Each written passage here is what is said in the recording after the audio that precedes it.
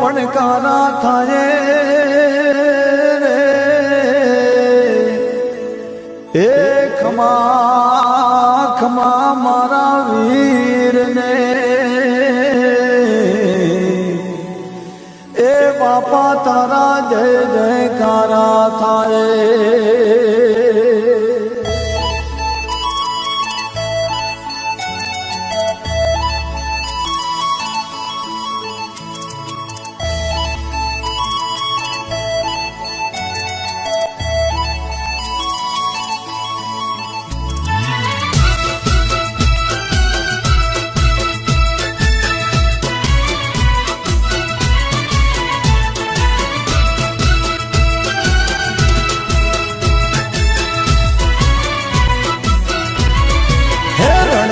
પંખો ચડે પંખો ચડે પંખો ચડે રણ નર પંખો ચડે રે ગાયો ને વાર ચડે રે હે વીર ને વાત હશે રે શત્રુ ને ઘાત હશે રે એ રણ નર પંખો ચડે રે ગાયો ને વાર ચડે રે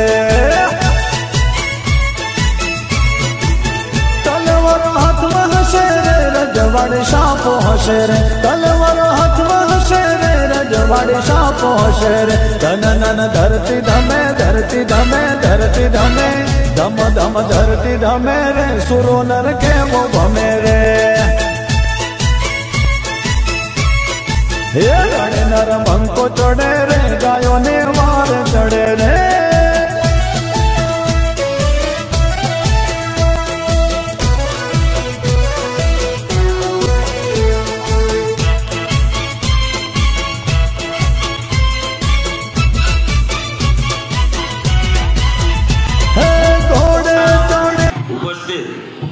સર્વ બાબર જ્ઞાતિ સમાજના ભાઈઓ બહેનો તથા વડીલ મુરબ્બીઓ નું વીર મેહુર દાદા યુવક મંડળ અમરેલી તરફથી દરેક ભાઈઓ બહેનોનું અહીંયાથી મેહુર દાદા યુવક મંડળ વતી હાર્દિક સ્વાગત કરવામાં આવે છે.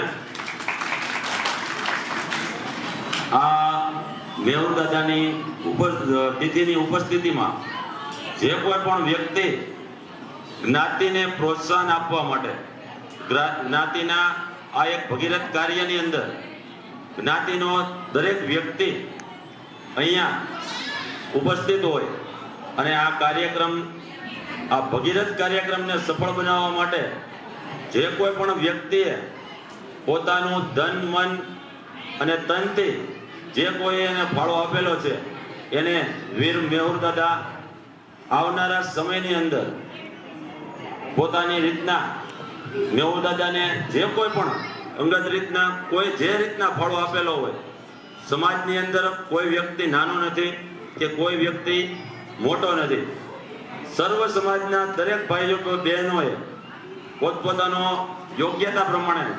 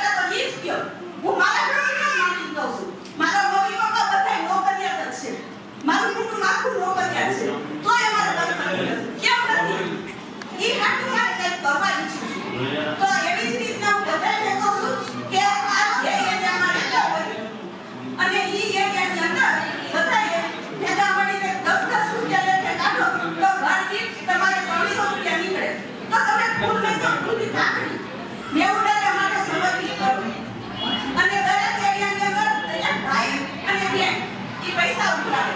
ધારો કે મારો એરિયો કોમનગર છે તો હું એની અંદરથી પૈસા ઉઘરાવી બનાવીને ભેગા કરીને જ્યાં આપણી સંસ્થા જે કાંઈ હોય કમિટી હોય એમાં હું જમા કરીશ. એવી જ રીતના દરેક ગામની અંદર જવાનું આપણે એક જ વાત જવાનું પ્રવચન કરવાનું બધાને સમજાવવાનું આપણે વરસથી સુધીના પૈસા ભેગા કરવાના વરસથી સુધીના પૈસા જે ભેગા થાય એમાંથી આપણે દેવદાદાનો એક અનોખો આપણે જે આઈટી ઉછરી છે ને એ મુજબ એવી રીતના આપણે જેટલા પગમાં જ્ઞાતિના છે પગમાં જેટલા છે ને એટલાનો 51 કુટી જન્મ થવો જોઈએ. 51 કુટી બાકી અમને બોલતા આવડતું નથી. મારે એ જ કહેવાનું છે કે આજના દાદાના દીકરી પસંદનું આપણા બાબર સમાજ જ્યારે આજે ભેગો થયો છે ત્યારે બાબર દેવદાદા યુવક મંડળ જેણે આજે રાત દિવસ મહેનત કરીને આજે અમરેલી બાબર સમાજને આજે સંગઠિત કર્યો છે. મેં આજ એટલા સમય પછી બાબર સમાજ એટલો ભેગો થયો આ પહેલી વાર જોયું છે. બરાબર છે. અવારનવાર યુવક મંડળે અલગ અલગ મીટિંગો કરી અને આ દિવસ રાત કરીને આજે તમને બધે ભેગા કર્યા છે.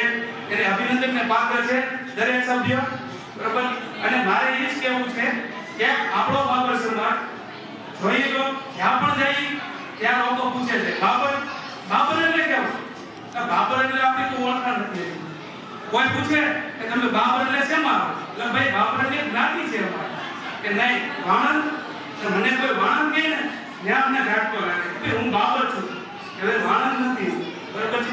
તો મારે આ શબ્દ ભૂસી નાખવો છે. હું મારી જ્ઞાતિનું મને એટલું તો ગર્વ હોવું જોઈએ કે ભાઈ હું બાબર છું તો બાબર તરીકે મારી ઓળખાણ હોવી જોઈએ. બીજું એવું કે સમાજ ક્યારે સંગઠિત થાય? જ્યારે સમાજનો બાળક જ્યારે શિક્ષણ મેળવશે શિક્ષણ ઉપરથી આપણે એટલું કહી શકીએ કે બાળક જ્યારે શિક્ષિત થશે તો એ સંગઠિત થશે. આજે આપણે જોઈએ છીએ વર્ષો જૂના આપણે ક્યાંય ભેગા નથી થઈ શકતા. કોઈની અંદર પ્રોબ્લેમ હોય છે અંદરની પ્રોબ્લેમ હોય છે જેની હિસાબે આજે અમરેલીમાં ઘણા સમયથી નથી ભેગા થયા. એ વાત આપણે નથી કરવી પણ આજે જો અવસર સારો છે અને આ બધા ભેગા થવાનો આનંદ તો મારી એટલી જ ઈચ્છા છે કે ભવિષ્યમાં આગળના દિવસ આ સરકાર રહ્યો અને સંગઠિત થાવ જે સમાજ સંગઠિત હશે એ જ પ્રગતિના પંથે જશે. બાકી કોઈ તમારો પ્રગતિનું પંથ નથી. તો મારી એટલી ઈચ્છા છે કે તમે બધા સમાજ બધા સ્વભાવ સંગઠિત બનો તો જ આપણો સમાજ પ્રગતિ થશે. અને મને ગર્વ પણ છે કે મારી જ્ઞાતિ ભલે નાની છે પણ આપણે જ્ઞાતિ જાતિથી ઊંચા નથી કરતા. આપણે આપણા કર્મથી ઉપર કરીએ છીએ. આપણું કર્મ જેટલું સારું હોય જેટલું આપણે સારું કામ કરીએ એટલું આપણું નામ ઊંચું થાય. જ્ઞાતિથી કોઈ ઊંચ નીચ નથી કરતા. બધા ભગવાને બધાને સરખા જ બનાવ્યા છે. અને બીજી એક વાત કે પ્રશ્ન છે કે આપણા સમાજ કેમ ઊંચો નથી આવતો? બધાને પ્રશ્ન છે કે અમે બધા કમાઈએ છીએ છતાં અમારું ભેગું નથી થતું. પણ એમાં એવી વાત છે કે આપણો સમાજ ભાઈઓમાં વ્યસન અને બહેનોમાં ફેશન એ બે વસ્તુ મુખ્ય છે. જો એ તમે પૈસો બચાવશો ધીરે ધીરે તો તમારું ઘર આગળ આવશે. બરાબર. અને ત્યાર પછી દરેકના ઘરમાં કાંઈક ને કાંઈક ભગવાનની રીતે કાંઈક સત્સંગ કે કાંઈક આધ્યાત્મિકતા હોવી જોઈએ. આપણે કમાઈએ છીએ ખરા વાપરીએ છીએ ખરા પણ એમાં કોઈ નિમિત્ત એવું નથી આવતું કે આપણે ધર્મના કાર્યમાં વાપરતા હોય અથવા રોજ 1 કલાક 3 કલાક આપણે એવું કંઈ સાંભળીએ કે જેનાથી આપણા ઘરની અંદર સુધારો થાય, આપણા સ્વભાવ સંસ્કાર બદલાય. એવું જરૂરી છે. આપણે બહેનોને એવું હોય કે હાલો સવારે આપણે ઉઠ્યા નાહી ધોઈ સ્નાન કર્યું ભગવાનને દીવાબત્તી આરતી કર્યા એટલે પતિ દી વાત. આખો દિવસ કોઈ ભગવાનને યાદ કરતું નથી અને પછી એમ કે મારા ઘરમાં કંકાસ થાય એટલે બેસી 5 મહિના બેસે તો શું થાય? કોઈના કોઈની ઘરની વાતો થાય, કોઈ પાડોશીની વાતો થાય. એમાંથી ઈને એ વિચાર આપણા મગજમાં રે. રાત્રે નિંદ્ર પણ નથી આવતી. એ આના કારણે. એના કરતા ભગવાનના ધ્યાનમાં અથવા એના કોઈ સત્સંગમાં એવી રીતે તમે જીવ કરો. અને બીજી એક વાત કે કુટુંબમાં સંપ કેમ નથી થતો, તો બધા એક સરખા તો નથી હોતા, બધા એક ઘરના વ્યક્તિ નથી હોતા, તો બધાને એકબીજાને સેટ થતા શીખવું પડે. કોઈના ભલે ગમે એવા બધા સરખા હોય, થોડું લેટ ગો કરીએ તો આપણા ઘરમાં સુખ અને શાંતિ આવે. શાંતિ કે બહાર લેવાની જરૂર નથી, આપણી અંદર જ શાંતિ ભરેલી છે. સમાજનો વડીલો તરફથી અને આખા સમાજનો અને સાથ અને સહકાર મળી રહેશે એવી સમાજમાંથી હું ખાતરી આપું છું.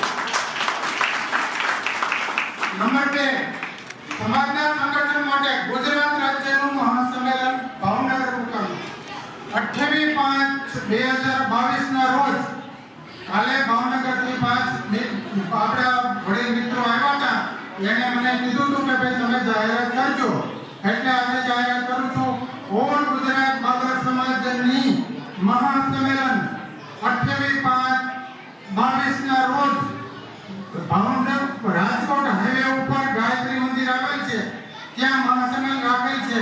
તો તમામ જ્ઞાતિ ભાઈઓએ કુટુંબ સાથે પધારવાનું એ લોકોએ આમંત્રણ આપણને આપ્યું છે, તો આપણે આમંત્રણનો સ્વીકાર કરીએ અને આપણે મળતા જય બોલાવીએ.